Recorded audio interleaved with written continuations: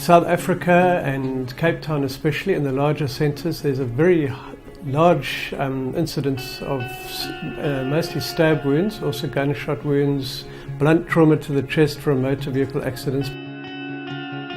What the general protocol is to insert a drain into the chest to drain the blood and any air around the lung to get the lung to expand.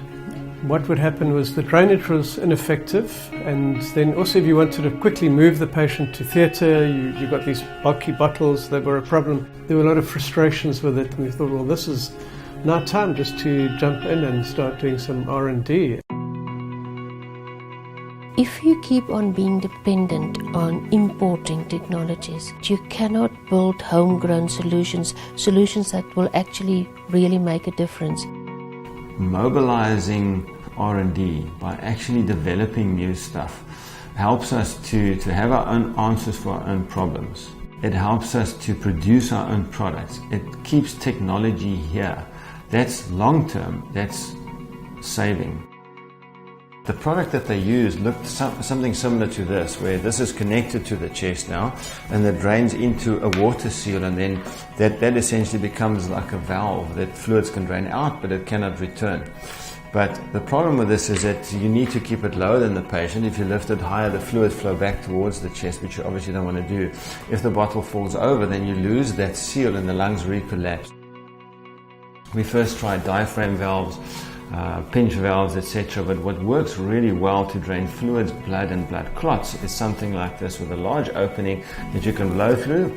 If I suck on it, nothing returns back to the patient. So now you've got a valve that you can build into a product, and you can lift it up, you can tilt it like this, and nothing goes wrong. It's a foolproof, safe system to use. Easier to manage, and then also cost effective, which is not just the price because it's locally made, but also we're saving global costs from less complications.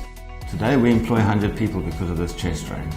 It started because we developed something. If we didn't develop something, the 100 people would not have a job, we would not be able to export, we would not be able to learn more. So just starting to reach out. Those people that work for us learn new skills on a daily basis. They take those skills home to their children and to their families, and they learn new skills. In South Africa, I think we're pretty good with manufacturing and industries, and I think we generally seem to underestimate ourselves, and there's a lot that we can do in this country. I've seen it in all aspects. There's so much opportunity in this country to save money by initially spending money. For us specifically, is we took a local problem and now we export the same product into countries like Germany and Austria and Switzerland, and we're rewriting, we're pushing the boundaries in terms of innovation in their hospitals.